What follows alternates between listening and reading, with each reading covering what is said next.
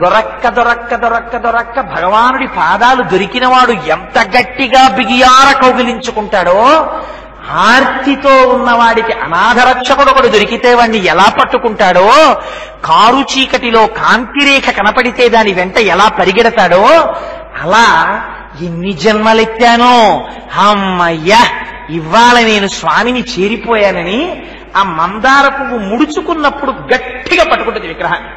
మీరు ఇలా తీయండి, ముచ్చుక పట్టుకుని విగ్రహం వదులుతుంది. దాన్ని జాగ్రత్తగా విడిపించాలి.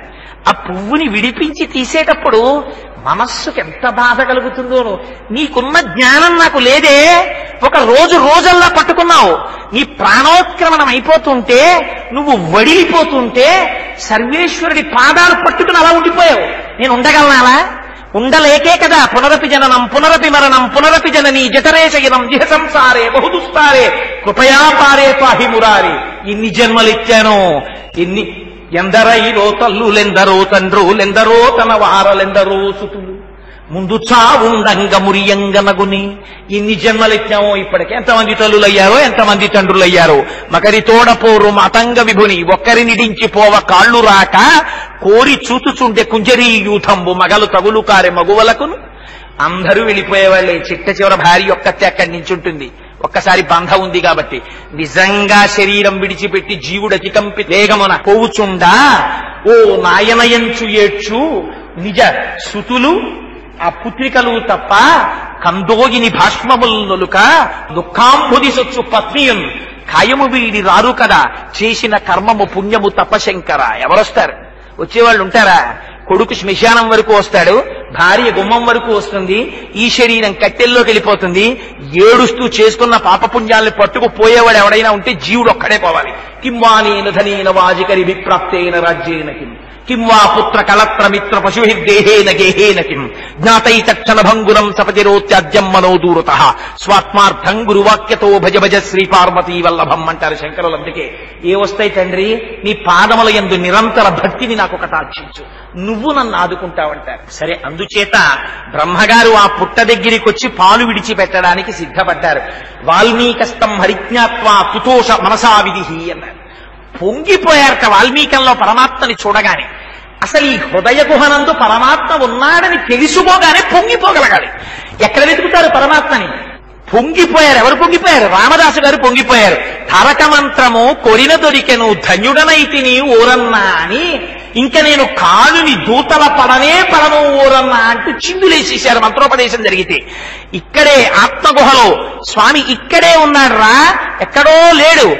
దేహం ఆ లోపల ఇక్కడే ఈ నవరంధ్రములతో కూడినటువంటి శరీరము లోపలే, హృదయ గుహలోనే లోపలే కేవలం నివారస్సూకవర్తన్వీ పీతాభాస్వత్యనోపమాగా ప్రకాశిస్తున్నాడు అని తెలియగానే ఇక్కడున్నాడా తండ్రి, బయట వెరుగుతున్నాడని పొంగిపోగలగాలి. వాల్మీకస్తం హరిజ్ఞాత్వా తుతోష మనసా విధిహి. పొంగిపోయాడాయన. పొంగిపోయి క్షీరధారలతో అభిషేకం చెయ్యాలనుకున్నాడు. లోపలున్నారు స్వామి, ఆయనకి అర్పించాలని తాపత్రయం పుట్టింది. నేర్పారు ఇంటికి పెద్దవారు. చతుర్ముఖ బ్రహ్మగారంటే అది లక్షణం. అందుకని బ్రహ్మగారి గురించి ఎప్పుడు చెప్పినా, బ్రహ్మ వాక్కు ఎక్కడొచ్చినా ఎంతటి వారు ఇలా శిరస్సు ఉంచి నమస్కరిస్తారు. కారణం ఏమిటంటే ఆయన సృష్టికర్త, ఇంటికి పెద్దవాడు. ఆయన చేసిన పని ఉత్తరోత్తర ఆదర్శవంతం అవుతుంది. ఆయన క్షీరధారలతో అభిషేకించారు. ఆ పాలు లోపల పడ్డాయి. శ్రీనివాసమూర్తి లోపల ఉన్నటువంటి వెంకటేశ్వరుడు ఆ పాలని తాగుతున్నారు. ఎక్కడో ఆ లోపల పుట్టలో ఉన్నటువంటి శ్రీనివాసుడు తన నోరు తెరిచి పాలని తాగుతుంటే గుటుక్కు గుటుక్కు గుటుక్కు గుటుక్కుమని బయట ఆవు శరీరంతో ఉన్నటువంటి బ్రహ్మగారు పొంగిపోయారట. ఎంత పొంగిపోయారో తెలుసా అండి మహానుభావుడు. నల్లని వాణి, ఆ లోపల ఉన్నటువంటి వాడు నల్లటి శరీరంతో వర్షించడానికి సిద్ధపడిపోయినటువంటి మేఘం ఎలా ఉంటుందో అటువంటి స్వరూపం కలిగినటువంటి వాడు. నల్లని వాణి మేలి చిరునవ్వుల వాణి సురారి గొంతు కల్గిల్లెడి వాణి కాంతులొలికించు కనుంగవవాణి చూట్టికిన్ చల్లని వాణి అని ఆయన రాక్షసుల యొక్క శిరస్సులు గిల్లేయడానికి అలవాటు పడిపోయినటువంటి వాడు. అటువంటి వాడు లోపల ఆ శ్రీనివాసుడు కూర్చుని ఆ పాలు తాగుతుంటే పొంగిపోయారట బ్రహ్మగారు. పొంగిపోయి ఆ క్షీరధారలతో ఆయన తాగారు. అంతకన్నా నాకింకా ఆనందం ఏం కావాలి అని ఒక్కసారి బయలుదేరి సంతోషంగా పుట్టదిగిపోయి ఆ దూడతో కలిసి చోళరాజ్యానికి వెళ్ళిపోయారు. ప్రతిరోజు దూడ ఎండిపోతోంది. ఎందుకని? పాలన్నీ శ్రీనివాసుడికి ఇస్తోంది, దూడ ఎండిపోతోంది. ఇది చూసింది చోళరాజు గారి భార్య. ఏమిరా నువ్వు ఆవుని సరిగ్గా కాయడంలా పాలు తగ్గిపోతున్నాయి, దూడ ఎండిపోతోంది, జీతమా బుచ్చుకుంటున్నావు, ఆవునా కాయట్లేదు. రాజుగారికి ఆగ్రహం వచ్చింది. రాజుగారి భార్యకి ఆగ్రహం వస్తే రాజుగారికి ఆగ్రహం రాదు, రాజుగారికి కోపం వచ్చింది. ఎవడైనా భక్తి వైపు తిరిగితే కలియుగంలో మొట్టమొదటి ఇంట్లో వాళ్ళకు వచ్చే కోపం ఎప్పుడు వస్తుందంటే వాడు వెళ్ళరాని చోట్లకి వెళ్ళినప్పుడు అలా ఆయన మారితే బాగుండని భగవంతుడి కాళ్ళట్టుకు పూజ చేస్తారు. వాడు మారి రోజుకో 2 మాటలు గుళ్ళోకి వెళ్ళాడు అనుకోండి, ఏమిటో ఈ వయస్సు నుంచి ఈయనకి గుళ్ళు గోపురాలును ఏమైపోతాడో ఏమిటో, వాడు ఏమైపోడు. రామకృష్ణ పరమహంస ఒక కథ చెప్తుండేవారు. ఒక ఆవిడ తమ్ముడిని తీసుకొచ్చింది భర్తగారి దగ్గరికి. ఆ భర్తగారు రోజు భగవత్ సంబంధమైన ప్రసంగాలు వినడానికి వెడుతుండేవాడు. వెడితే ఆ వెనకాతల బావమరిది కూడా ఆయన వెనకాతల ఏదో పుస్తకం ఏదో పట్టుకుని వెడుతుండేవాడు. అట్నుంచి వచ్చి నాలాగే వాచాలత్వం ఎక్కువ, అందుకని కూర్చుని అక్క ఇవాళ పురాణంలో చెప్పారే నిజంగా వింటుంటే శ్మశాన వైరాగ్యం ప్రసూతి వైరాగ్యం అని, ఎందుకే అక్క ఈ శరీరం అంటుంటే పాపం ఆ అక్కగారు రోజు భర్తతో అనేది, రాత్రి ఆయన వచ్చి పడుకోవే ముందు ఏముండే ఏదో తెలివి తక్కువగా మా తమ్ముడిని తీసుకొచ్చాను, వీడు మీతో పురాణ ప్రసంగాలన్నీ విని ఎందుకే ఈ శరీరం ఎందుకే ఇదంతా తుచ్చం అంటున్నాడు, వీడు కానీ సన్యసించేస్తాడేమోనండి అనేది. అంటే ఆయననేవారు నువ్వేం బెంగెట్టుకోకు, ఇలా చాలా చెప్పేవాళ్ళు ఎవరూ సన్యసించరన్నారు, అసలు సన్యసించేవాడు మాట్లాడు అన్నారు. అలా రోజు గడుస్తోంది. పాపం వీడు చెప్తోంది. ఒక రోజు రాత్రి పడుకోవడానికి వచ్చాడు భర్త. వచ్చి గబాలన పంచె విప్పి ఓ ముక్క చింపుకుని గోచి పెట్టుకుని ఈ సంసారం అనిత్యమని నాకు అర్థమైపోయింది, నేను వెళ్ళిపోతున్నానని కమండలం మటు వెళ్ళిపోయాడు. ఆ వెళ్ళిపోయిన ఆయన మళ్ళీ రాలేదు. అసలు నిజంగా సన్యాసం పుచ్చుకునేవాడు అంత వైరాగ్యం వచ్చినవాడు అలా ఉంటారంటారు రామకృష్ణ పరమహంస. మాటలు చెప్పేవాడికి వైరాగ్యం వచ్చినట్ట. అందుకని వైరాగ్యం రావడం వేరు, వైరాగ్యం ఇచ్చేవాడు ఎలా ఉంటాడో మహానుభావులు కంచి పరమాచార్యుల వారు ప్రసంగం చేశారు శివానందలహరిలో. గలంతి శంభోత్పచ్చరిత సరిత కిల్బిషరజో దళంతీధికుల్యా సరణిషు పతంతి విజయతాం దిశంతి సంసార భ్రమణ పరితాపోపశమనం వసంతి మచ్చేతో పదభువి శివానందలహరి అన్న శ్లోకం మీద వ్యాఖ్యానం చేస్తూ శంభో అంటే సుఖమిచ్చి అనుభవింపచేసి ఈ సుఖము సుఖము కాదని తెలియచెప్పి ఆ సుఖమునందు వైరాగ్య భావన పుట్టించి ఆ వైరాగ్యము లోపల దృఢతరము చేయించి పరమేశ్వరుడి వైపు తిప్పగలిగిన వాడెవడో వాడు శంభో అన్నారు. అందుచేత అదిగో ఆ వైరాగ్య సంపత్తి కూడా భగవత్ కటాక్షంగా రావాలి. లేనినాడు కృతకంగా అంటించుకున్న వైరాగ్యం కృతకంగానే ఉంటుంది. అందుచేత అదిగో అటువంటిది కాదు కనుక ఆ ఆవు ఒట్టిపోతే ఆ దూడకి పాలు లేకపోతే చోళరాజు గారి భార్యకి కోపం వచ్చి ఆ గోపాలకుణ్ణి పిలిచి 4 దెబ్బలు కొట్టి నువ్వు జాగ్రత్తగా చూడకపోతే నీకు మరణదండన విధిస్తానన్నాడు రాజుగారు. పాపం ఆయన హడిలిపోయి వెళ్ళాడు. అప్పటి నుంచి శ్రద్ధగా కన్నంతా దేని మీద పెడుతున్నాడు? ఆవు మీదే పెడుతున్నాడు. ఈ ఆవు ఎక్కడికి వెడుతోందో చూడాలనుకున్నాడు. ఈ ఆవు తిన్నగా వెళ్లి వాల్మీకం మీద నిలబడింది. వెళ్ళి మళ్లీ పాలు విడిచిపెట్టేస్తుంటే చూశాడు. మళ్లీ పాపం ఆయనకి పొంగు, మళ్లీ ఆ పాలు ఎక్కడికి వెళ్ళిపోతున్నాయి. మళ్లీ శ్రీనివాసుడు గుటుక్కు తాగేస్తున్నాడు. గడ్డి తిని ఆ పాలు తీసుకొచ్చి బ్రహ్మగారి శిరములలోంచి వచ్చినది ఏముంటుంది వేదం తప్ప, ఆ పాలే ఆయనకి పోస్తున్నాడు. ఆయనేం తీసుకుంటాడు? ఆయన వేదమే ఆయనకి స్వరూపం చేత ఆయన ఆ పాలు పుచ్చుకుని సంతోషపడిపోతున్నాడు. మళ్ళీ ఈయన మనసులో అనుకుంటున్నాడు, నల్లని వాని మేలి చిరు నవ్వుల వాని చూట్కికిన్ చల్లని వాని కాంతులుకించు కనుంగవ వాని అని ఆ సురారి గొంతుకల్ గిల్లెడు వాని మౌళి పరిసర్పిత పింఛము వాని అని శ్రీనివాసుని ఈ పుట్టలో ఉన్నాడని పొంగిపోతున్నాడు ఆయన. ఇలా పొంగిపోతుంటే చూశాడు, ఈ ఆవు పుట్టలోకి తీసుకొచ్చి పాలు విడిచిపెట్టేస్తోందిరా, దీనివల్ల నేను దెబ్బలు తిన్నాను అని ఎక్కడ లేని కోపం వచ్చేసింది. కలియుగంలో యుక్తాయుక్త విచక్షణ మరిచిపోయి మొట్టమొదట వచ్చేది ఏదంటే కోపమే.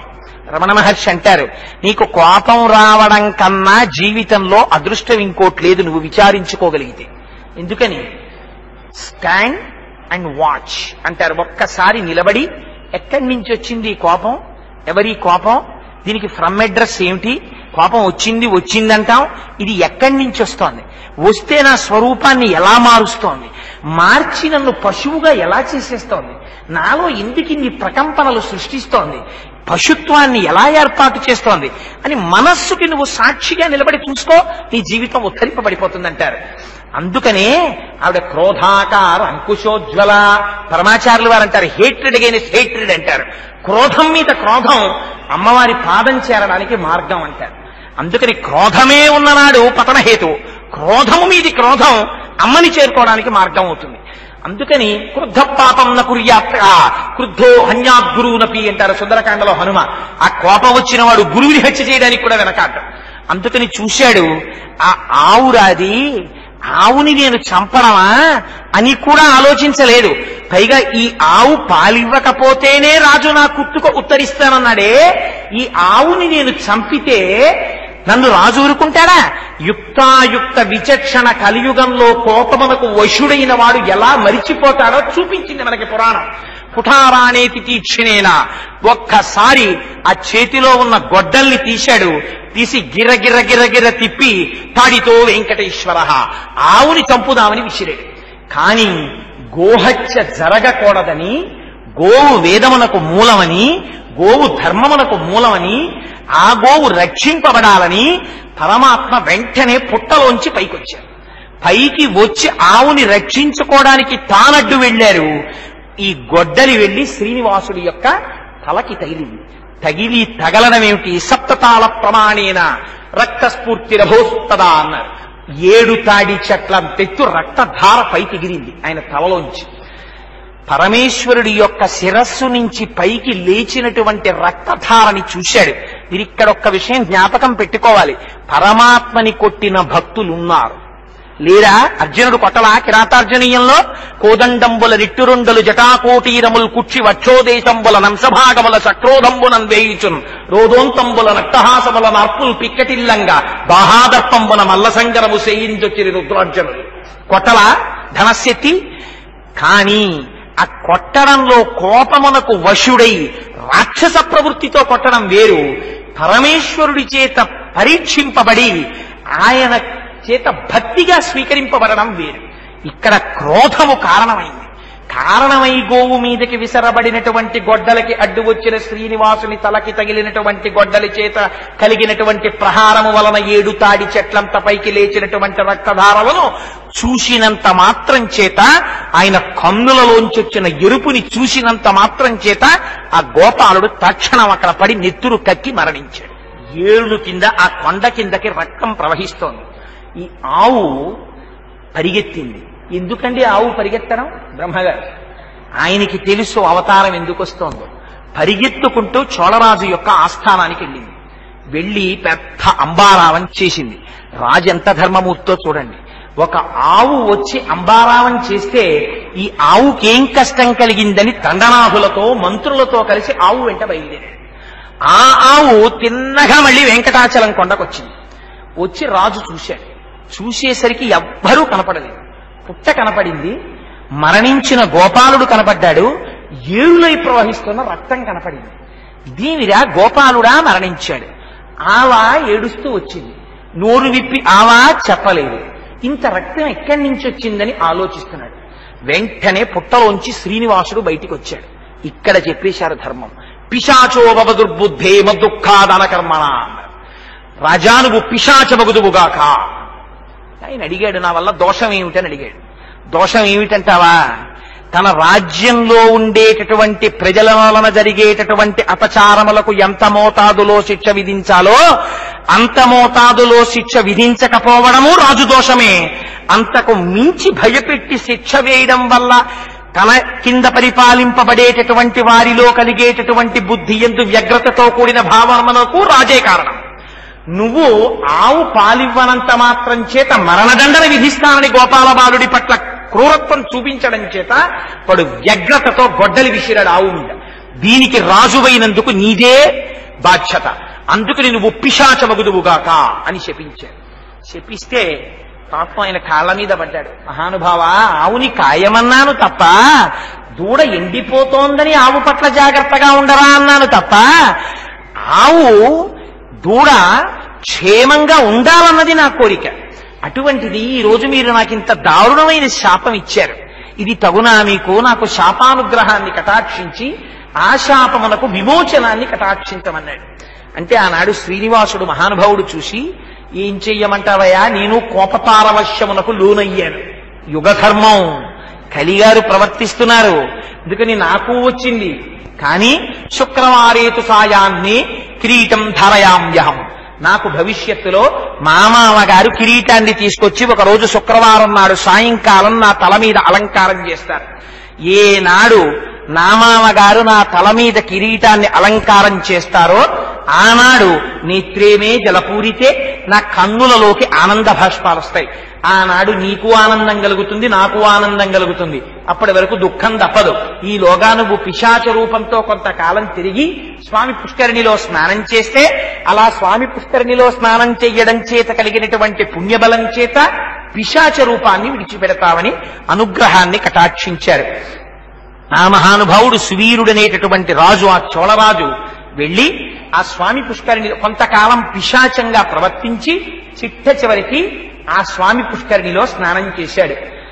ఆనాడు శ్రీనివాసుడు ఏ కోపాల బాలుణ్ణైతే శిక్షించినప్పుడు ఆయన తీవ్రమైనటువంటి దృక్కులతో చూడడం చేత ఆ గోపాలుడు మరణించాడో, ఆ గోపాలుని యొక్క వంశములకు చెందిన వారందరూ బంధువులు అక్కడ నిలబడి ఉంటే ఆనాడు పరమాత్మ వాళ్ళకు ఒక వరాన్ని కటాక్షించారు. ఏమిటో తెలుసా అండి వరం?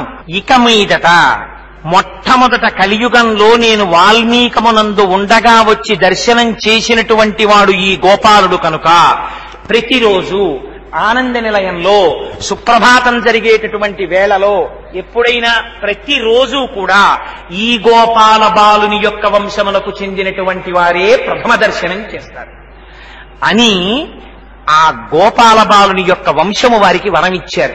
అందుకే ఇప్పటికీ కూడా సన్నిధి గొల్ల అని ఆనంద నిలయంలో స్వామివారి సుప్రభాతం పలికేటటువంటి సమయంలో తెల్లవారుజామున 2 గంటలకే నిద్రలేచి స్నానం చేసి ఊర్ధ్వపుండ్రములను పెట్టుకుని చేతిలో ఒక రకమైనటువంటి పరికరాన్ని ఒక దాన్ని పట్టుకుని అది మోగిస్తూ అక్కడ ఉన్నటువంటి అర్చకుల ఇళ్లకి వెళ్లి వాళ్ళని నిద్రలేపి వాళ్ళు కుంచకోల అని పట్టుకుని వస్తారు స్వామివారి ఆలయం తెరవడానికి. ఆ కుంచకోలతో తెరవడం అనేటటువంటిది ఒక్క ఆ అర్చకులకి మాత్రమే వంశపారంపర్యంగా తెలుస్తుంది. అందుకని ఆయన్ని తీసుకుని ఆ అర్చకుల్ని తీసుకుని వస్తాడు సన్నిధి గొల్ల. తీసుకుని వచ్చిన తర్వాత ఆనంద నిలయం దగ్గరికి వెడతారు. తెల్లవారుజామున ఖచ్చితంగా 3 గంటలు అవగానే ఉపాధ్యాయులందరూ చుట్టూ నిలబడతారు.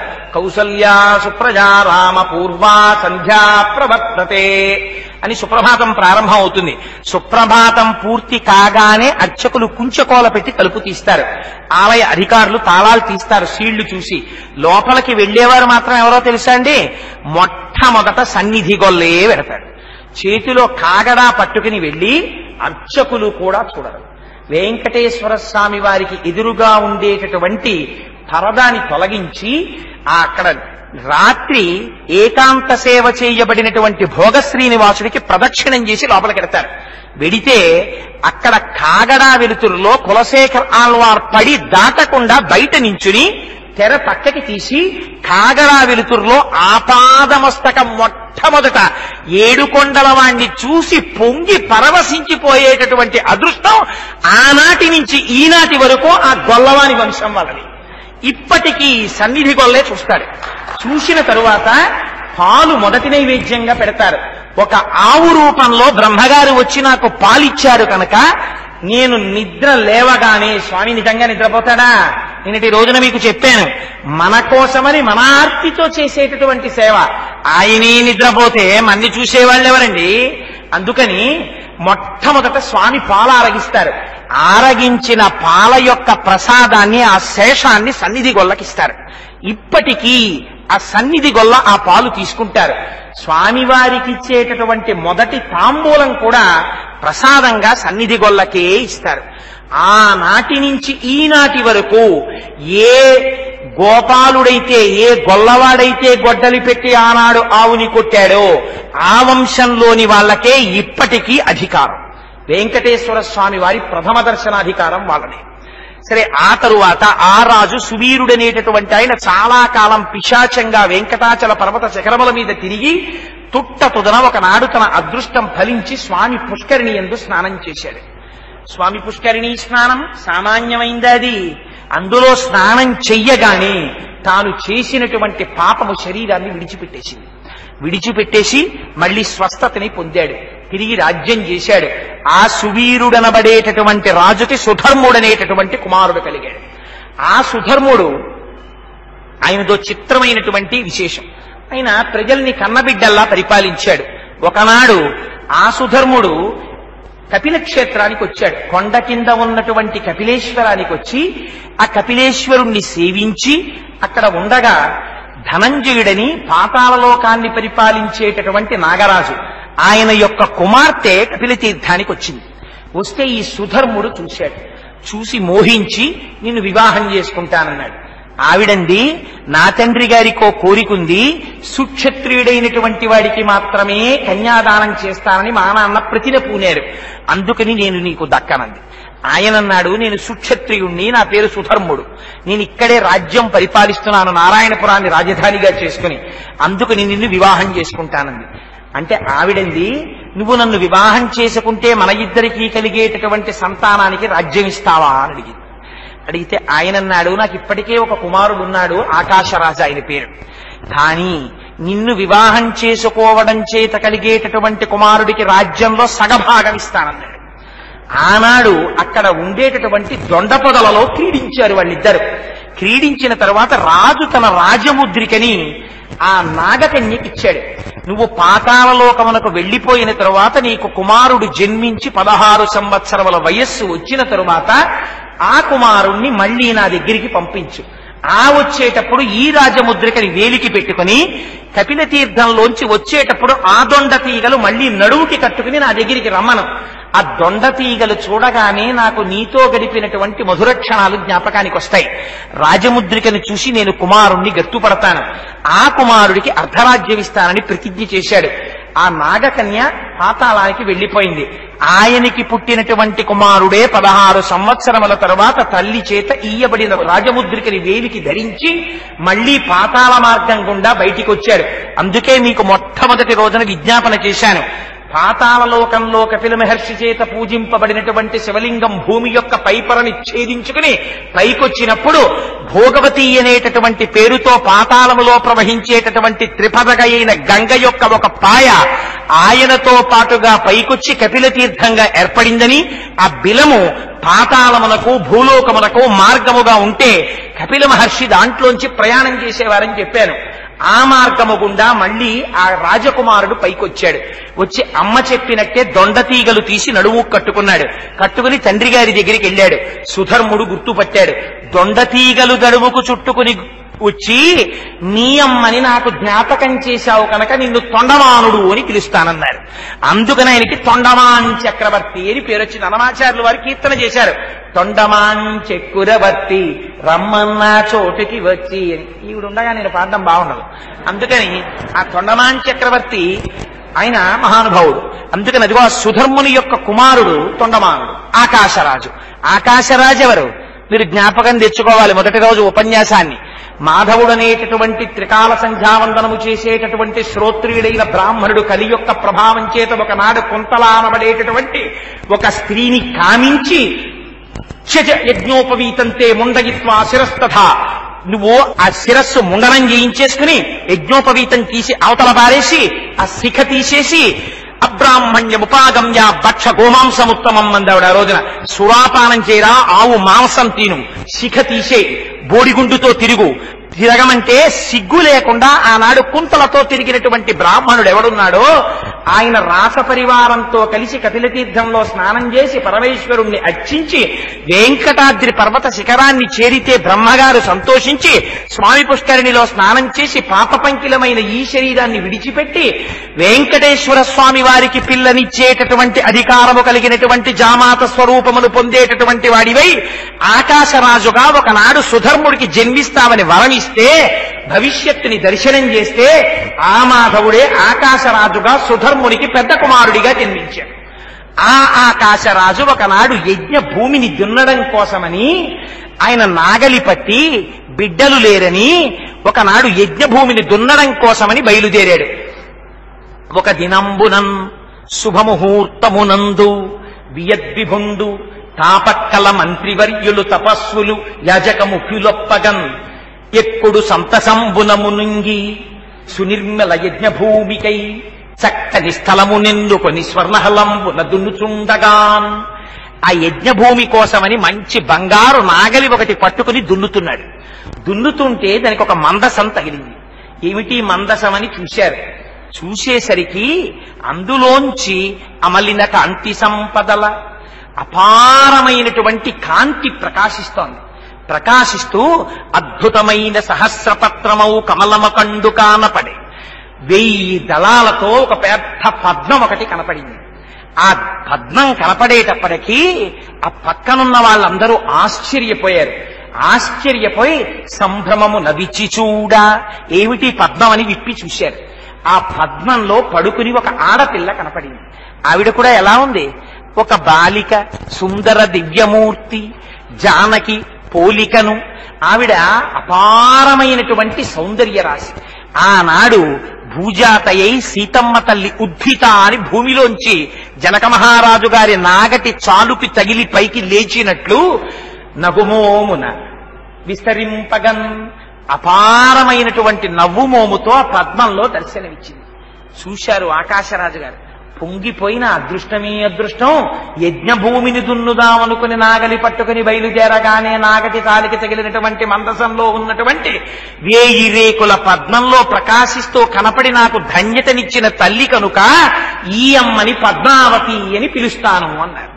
అని పద్మావతి అని పేరు పెట్టుకుని ఆకాశరాజు గారు ఆ పిల్లని కంటికి రెప్పలా పెంచి పెద్ద చేస్తున్నారు. ఆ ఆడపిల్ల దొరికిన అదృష్టం. ఆడపిల్ల దొరకడం ఏమిటంటే ఆవిడ ఆడపిల్ల. ఆ తల్లి ఎవరు? ఆ తల్లి సాక్షాత్తు లక్ష్మీ స్వరూప. ఆ అమ్మ లక్ష్మి. ఆయన అదృష్టం నడిచి వచ్చింది వేదవతిగా. ఆ తల్లి పద్మావతిగా దొరికిన అదృష్టం ఆకాశరాజు భార్య ధరణీదేవి గర్భం ధరించింది. వసునాయకుడనేటటువంటి పేరుతో కొడుకు కూడా పుట్టాడు. ఈ అమ్మాయి దొరికిన వేళా విశేషమని పాపం ఆకాశరాజు గారు పద్మావతీదేవిని కంటికి రెప్పని కాపాడుకున్నట్టు కాపాడుకుంటున్నారు. సరే, ఇది ఇలా జరుగుతోంది. ఆ పిల్ల పెద్దదైంది, యుక్త వయస్సు వచ్చింది. ఆనందంగా చెలికత్తెలందరితో కలిసి పూలబంతులు ఆడుకుంటూ సంతోషంగా కాలం గడుపుతోంది. ఒకనాడు ఆ పిల్ల అలా ఆడుకుంటున్నటువంటి సమయంలో అపారమైనటువంటి వృద్ధ స్వరూపం కలిగినటువంటి వాడిగా నారద మహర్షి వచ్చారు. వచ్చి చూశారు. అమ్మా, ఏదమ్మా నీ చెయ్యి అన్నారు. అవతలవాడు పురుషుడు వృద్ధ స్వరూపంతో వచ్చాడు. ఎవరో అని జంకింది తల్లి. పురాణంలో రాశారు. ఎంత చిత్రమైన మాట రాశారో తెలుసా అండి? నారద మహర్షి అడిగారు, అమ్మా ఒక్కసారి నీ చెయ్యి పట్టుకు చూసి జాతకం చెప్పడం కోసమని ఎన్ని రోజుల నుంచి ఎదురు చూస్తున్నానోనమ్మా, ఏదమ్మా నీ చెయ్యి ఇమ్మన్నారు. చూశారు. పాణి పద్మదళాకారం. అమ్మా నీ చేతులు కూడా పద్మంలాగే ఉన్నాయమ్మా. పద్మాననే పద్మవూరు పద్మాక్షి పద్మసంభవే త్వమాం భజస్వ పద్మాక్షిం యన సౌఖ్యం లభామ్యహం. ఎప్పుడొచ్చినా అలాగే కదా రావాలా తల్లి. ఎప్పుడొచ్చినా కంటికి కనపడకుండా పైకి తెలియకుండా అలాగే వస్తుంది. ఒకనాడు జనక మహారాజు గారిని ఉద్ధరించింది జానకి అని పేరు పెట్టుకుంది. ఒకనాడు ఆకాశరాజు గారిని ఉద్ధరించింది పద్మావతి అని పేరు పెట్టుకుంది. ఇవాళ నిజంగా అలా వచ్చేస్తే మనందరం ఇంకా ఆవిడ వంకే చూస్తామని, కోటేశ్వరరావు ఉపన్యాసం వినేవాడు ఉండడని, అయ్యో పాపం ఇంత ఆర్తి చెందిన హరిప్రసాద్ గారిని ఎలా ఉద్ధరించాలి అనుకుంది. పసుపు తాళ్లగా నడిచొచ్చింది. రాలా? ఆనాడు ఉద్ధరణే, ఈనాడు ఉద్ధరణే. అమ్మ దృష్టి ఏమిటి? ఎప్పుడూ ఉద్ధరించడమే. వెంకటాచల మహాత్యం చెప్పించాలని తాపత్రయపడి ఆర్తితో బయలుదేరిన హరిప్రసాద్ గారు ధన్యజీవులైపోయారు. ఎందుకని? పద్మావతీదేవికి తండ్రి గారు అయిపోయారు. శ్రీనివాసుడు అల్లుడైపోయాడు. ఇంకా ఆయనకి కావలసిందేమిటి? అంత అదృష్టాన్ని పొందేశారు. నా దృష్టిలో అంతే. అందుకని అదిగో అటువంటి వైభవాన్ని ఇయ్యగలిగిన తల్లి కనుక ఆ తల్లి పెద్దదైంది. ఆకాశరాజు గారికి శ్రీనివాసుణ్ణి అల్లుణ్ణి చేసి ఉద్ధరించడానికి వచ్చింది అమ్మ. హాయిగా పూలబంతులు ఆడుతోంది. అక్కడ శ్రీనివాసుడో స్వామి ఆ వాల్మీకమునందు ఉన్నారు. ఆ తలకి దెబ్బ తగిలింది. బృహస్పతిని పిలిపించారు. ఓషధుల్ని రప్పించారు. ఆ తలకి గాయానికి కట్టుకున్నారు. కట్టుకుని ఒకనాడు పాపం బయలుదేరి వెడుతున్నారు వెంకటాచలం కొండ మీద. ఆదివరాహమూర్తి కనబడ్డారు. ఇదో విచిత్రం. ఒకే పరమాత్మ పోనీ ఏదో శివుడు కేశవుడు అని రెండుగా కనిపిస్తే అర్థం ఉంది. నాకు శివుడు కావాలండి కేశవుడు అక్కర్లేదనే అజ్ఞాని, మాకు కేశవుడు కావాలండి మాకు శివుడు అక్కర్లేదనే అజ్ఞాని బయలుదేరచ్చు. ఒక శ్రీ మహావిష్ణువు 2 రూపాలతో కనిపిస్తున్నారు, ఒకరు ఆదివరాహమూర్తిగా, ఒకరు శ్రీ మహావిష్ణువుగా, సాక్షాత్ వెంకటేశ్వరుడిగా, ఇద్దరిగా కనబడుతున్నారు. కనపడుతుంటే ఆదివరాహమూర్తిని చూశారు. ఆదివరాహమూర్తి చుట్టూ పరివారం ఉన్నారు. ఈయనెవరెక్కడి నుంచి వచ్చారు కొండ మీద కన్నారు. కలియుగ ధర్మం చూడండి ఎంత చిత్రంగా ఉంటుందో. అంటే వరాహమూర్తి దగ్గరికి వెళ్ళి స్వామి అన్నారు, వైకుంఠం నుంచి వచ్చానయ్యా, ఒంటరివాణ్ణి, లక్ష్మి కొల్హాపురం వెళ్ళిపోయింది, మనశ్శాంతి వెతుక్కుంటూ వచ్చాను. నిజంగా ఆయన అందుకే వచ్చారు, అందరికీ మనశ్శాంతినివ్వడానికి వచ్చారు, పరబ్రహ్మంగా కనపడడానికి వచ్చారు, ఏకబేరమూర్తిగా నిలబడడానికి వచ్చారు, ధ్రువమూర్తిగా ఉండడానికి వచ్చారు. అందుకని కొల్హాపురంలో లక్ష్ముందయ్యా, ఒక్కడే ఉన్నాను, నాకు ఇంత స్థలం ఇవ్వండియ్యా, వెంకటాచలం కొండ మీద ఉంటానన్నారు. అంటే వరాహమూర్తి అన్నారు, యుగధర్మమయ్యా, స్థలం మౌల్యేన గృహ్యతాం, డబ్బు కట్టి స్థలం పుచ్చుకో అన్నారు. అంటే ఆయన కూడా స్థలాల మగం మొదలుపెట్టారు. రియల్ ఎస్టేట్ వ్యాపారం మొట్టమొదటి వరాహమూర్తి మొదలెట్టారేమో ఈ దేశంలో. అంటే వెంకటాచలపతి అన్నారు, అయ్యో నేనేమిస్తానయ్యా, లక్ష్మి దగ్గరుందా? కొల్హాపురంలో ఉంది. కొల్హాపురంలో లక్ష్మీదేవి ఉంటే నేను ద్రవ్యం పట్టుకొచ్చి నీకేమివ్వను. అందుకని స్వామి ద్రవ్య రూపంలో నీకొకటి ఇస్తాను. ఏమిటది? ప్రథమం దర్శనం చాస్యాత్. ఎవరైనా ఈ కొండ మీదకి భక్తులు నన్ను దర్శనం చేసుకోవడానికి వచ్చేటటువంటి వారు ప్రథమ దర్శనం నిన్నే చేస్తారు. పైగా నైవేద్యం క్షీరసేచనం, మొదటి నైవేద్యం తండ్రి నీకే చెందుతుంది. మొట్టమొదట పాలు అభిషేకాదులు అన్నీ నీకు నిర్వహింపబడతాయి. అర్చన నీకు జరిగిన తరువాత నాకు జరుగుతుంది, నైవేద్యం నీకు జరిగిన తరువాత నాకు జరుగుతుంది. మొదటి దర్శనం నిన్ను చూశాక నన్ను చూస్తారు. అలా వస్తేనే దర్శనం పరిపూర్ణమని ఖాతాలో వేసుకుంటానన్నారు. శ్రీనివాసుడి మాట నిలబెట్టాలంటే ఆయన మాట మనం నిలబెట్టడం కాదు, ఆయన మాట ప్రకారం దర్శనం చేసిన ఫలితం పొందాలంటే ఆదివరాహస్వామి దర్శనం చేసిన తరువాత మాత్రమే వెంకటాచలపతి దర్శనం చెయ్యాలి. లేకపోతే ఆయన వేళ రాత్రి 1 గంటకి కంప్యూటర్లో లిస్ట్ ఒకటి తీసిస్తాడు, నా దగ్గరికి రాకుండా నీ దగ్గరికి వచ్చిన వాళ్ళు. ఈయన చూసి అటు పేర్లు ఇటు పేర్లు చూసుకుని సీరియల్ నెంబర్ 32 కోటేశ్వరరావు అక్కడికి వెళ్లకుండా ఇక్కడికి వచ్చేట చుట్టే అంటాడు, రెడ్డింగ్ తో చుట్టేస్తాడు. అందుకని కుదరదు. అందుకని ముందు అక్కడికి వెళ్ళాలి, అక్కడి నుంచి ఇక్కడికి వెళ్ళాలి. చెప్పారు పరమాత్మ, మనం చెయ్యమేమోనని నేర్పడం కోసమని ఇది చెప్పారు. చెప్పి అందుచేత స్వామి ఇదిగోనయ్యా ద్రవ్య రూపంలో దీన్ని నీకిస్తున్నాను, ఈ వరాలు ఇచ్చాను కాబట్టి నాకు స్థలం ఇమ్మన్నారు. సరే ఇదిగో ఈ తింత్రినీ వృక్షం పక్కన ఉన్నటువంటి 100 గజాల స్థలంలో నువ్వు విడిది చేసి ఉండమన్నారు. స్వామి అక్కడ ఉండగా వరాహమూర్తి దగ్గర వకుళమాత ఉంది, ఆవిడ్ని పిలిచారు. వకుళమాత గుర్తుపట్టావా ఎవరొచ్చారో? కృష్ణ పరమాత్మ. ఒకనాడు నువ్వు యశోదవై పెంచుకున్నావే పిల్లాన్ని, ఎలా పెంచుకున్నావు? ఏ మామూలుగా పెంచుకున్నావా? ఎంత పొంగిపోయావో ఆ పిల్లాన్ని పెంచినప్పుడు కృష్ణ పరమాత్మని. యశోద లాంటి తల్లి ఉంటుందండి ప్రపంచంలో. భాగవతం 10వ స్కంధం అందున పోతన గారి చదువుతుంటే నిజంగా మహానుభావుడు దర్శనం చేసేశారు పోతన గారు. ఎంత అద్భుతం అండి! కృష్ణుడు అన్ని బ్రహ్మాండములను శాసించగలిగిన వాడా? ఆ కృష్ణుణ్ణి ఇలా చేత్తో పట్టుకుని, ఎరా అన్నం తింటావా తినవా అని అడిగింది. అడిగితే నేను తిన్నని ఇలా నోరు మూసుకుని ఇలా తలూపాడు. సరే నేను పెడితే నువ్వెందుకు తింటావురా, ఇంకొక గంట ఆగు, రాత్రి అమ్మా మాధవ బలం తల్లి అంటూ వస్తారు. నిన్ను పట్టుకెళ్లి వాళ్ళ గిన్నెలో పడేస్తారు. వాళ్ళు గిన్నె మూత పెట్టుకుని నిన్ను తీసుకుపోతారు ఏ గుహలోకి. తీసుకెళ్లి ఆ గుహలోకి తీసుకెళ్లి మూతిప్పుతారు. మూతిప్పి పక్కన కూర్చోబెట్టుకుంటారు.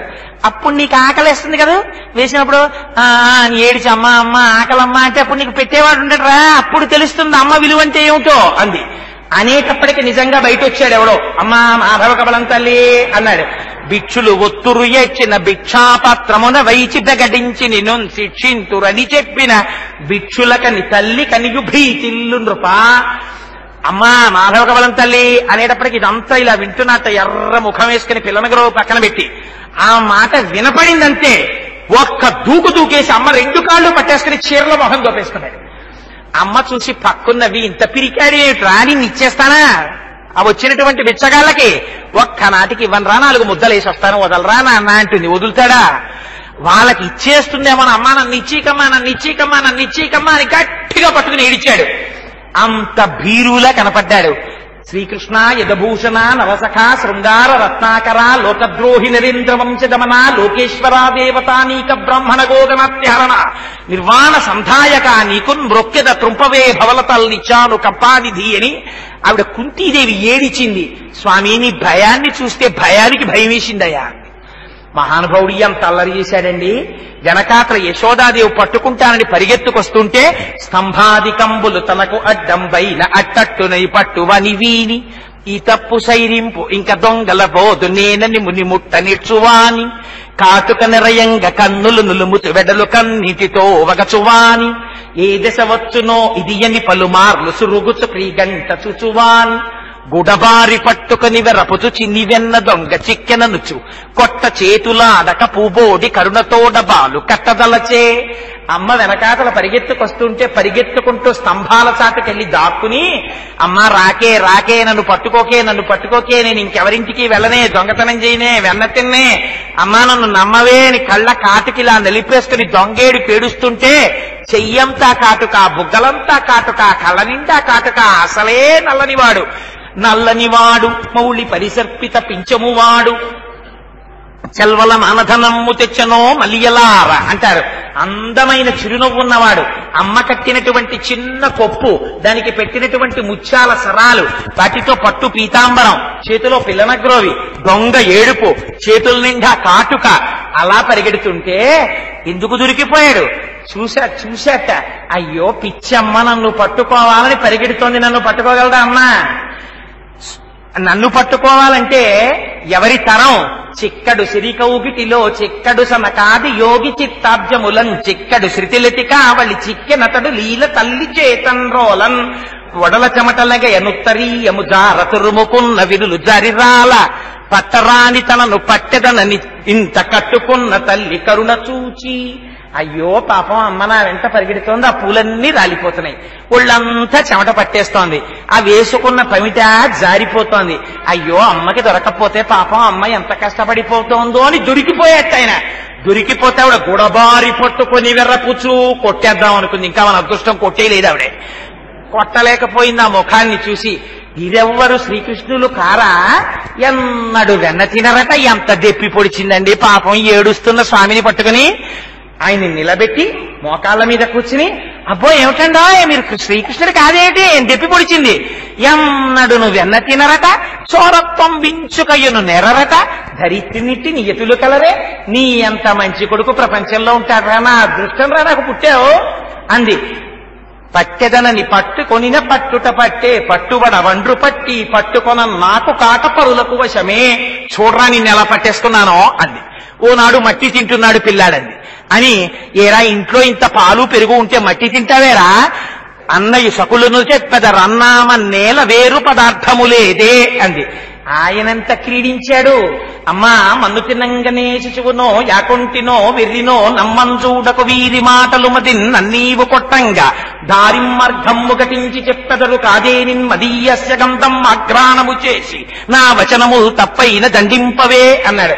అమ్మ ఉట్టిదమ్మా, నా మీద చాడీలు చెప్పి నన్ను కొట్టించాలని చూస్తున్నారు, నా నోరు వాసన చూడు, మట్టి వాసన వస్తే నన్ను కొట్టేయను అంటే ఆ పిచ్చమ్మ ఇది నోరు తెరదు. నోరు తెరిచాడు. తెరిస్తే కలయో వైష్ణవమాయయో ఇతర సంకల్పార్థమో సత్యమో తలపన్నీ రకజున్నదాననో యశోదాదేవి కానో పరస్థలమో బాలకుడెంత దీని ముఖస్తంభై అజండంబు ప్రజ్వలమయ్యుండుటకేది హేతువో మహాశ్చర్యంబు చింతింపగన్. ఏమిరా ఈ పిల్లాడి నోట్లో ఇన్నున్నాయి రా అని పొంగిపోయింది తల్లి. అందుకని అదిగో అంతగా మురిపించాడు కొడుగ్గా పుట్టి. ఎంత కడుపు మండిపోయిందో తెలుసా అండి పరీక్షణ్ మహారాజు గారికి. ఈ పిల్లాడికి తల్లినని పాలిచ్చిందా యశోద, నా కొడుకని శాసించాడా నందుడు. అలాంటి పని చేయడానికి అసలు ఏం నోచారయ్యా అని అడిగాడు. అంటే ఎంత బాధేసిందో చూడండి, నిజంగా ఎంత అదృష్టం పొందారా వీళ్ళని అక్కసొచ్చేసింది పరీక్షణ్ మహారాజు గారికి. ఈ వీడు నాకు పిల్లాడని సన్నుగుడుపు తల్లిగా ఎమినోమునో చెయ్యి యశోద, పుత్రుడంచు అతని పోషించు తండ్రిగా నందుడేమి చేసెనంది తత్మ అని అడిగాడు. అంత అదృష్టాన్ని పొందిన యశోదమ్మ ఒక్క భాగ్యానికి నోచుకోలేదు. ఏమిటా భాగ్యం? స్వామి కళ్యాణాన్ని చూడలేకపోయింది. ఎందుకని? ఆనాడు రుక్మిణీ కళ్యాణానికి వెళ్ళినప్పుడు అక్కడికెక్కడికో వెళ్ళాడు. ఆ రుక్మిణీదేవిని తీసుకొచ్చేసి వివాహం చేసుకున్నాడు. అందుకని పాపం చూడలేకపోయింది కళ్యాణం. అడిగింది అమ్మ, మనస్సీదతి మే కృష్ణ తవ కళ్యాణ వీక్షణే దర్శయస్వ రమానాథ జగదానందకారక. నీ కళ్యాణం చూడాలనుందోయ్ కృష్ణ, నాకు నీ కళ్యాణం మాత్రం చూడలేకపోయాను అందిట. మీరు ఎవరి దగ్గరైనా ఏదైనా ఒక మాట చెప్పింది వాళ్ళు మర్చిపోతారేమో కానీ భక్తితో పరమేశ్వరుణ్ణి అడిగిన మాట మీరు మర్చిపోవచ్చేమో కానీ ఆయన మర్చిపోడు, ఒక్క భద్రాచలం విషయంలో తప్ప. లేదా పరమాత్మగా కనపడాలని మరిచిపోయినట్టు నటించాడు. అందుకని అదిగో స్వామి ఆ రోజున అమ్మకిచ్చిన మాట నిలబెట్టుకోవలసిన సమయం వచ్చింది. అందుకని వరాహస్వామి దగ్గర ఉన్నటువంటి వకుళ మాతని తనతో తీసుకొచ్చారు. అమ్మా, నేను నీ కొడుకునమ్మా అని తీసుకొచ్చారు. కొడుకుని గుర్తుపట్టింది. కృష్ణ పరమాత్మ వెంకటేశ్వరుడిగా వచ్చారని సంతోషపడిపోయింది ఆ తల్లి. కూర్చోపెట్టింది, కట్టింది, కొడుక్కి పెట్టేది, కొసరి వడ్డించేది, తినిపించేది, మురిసిపోతోంది అమ్మ.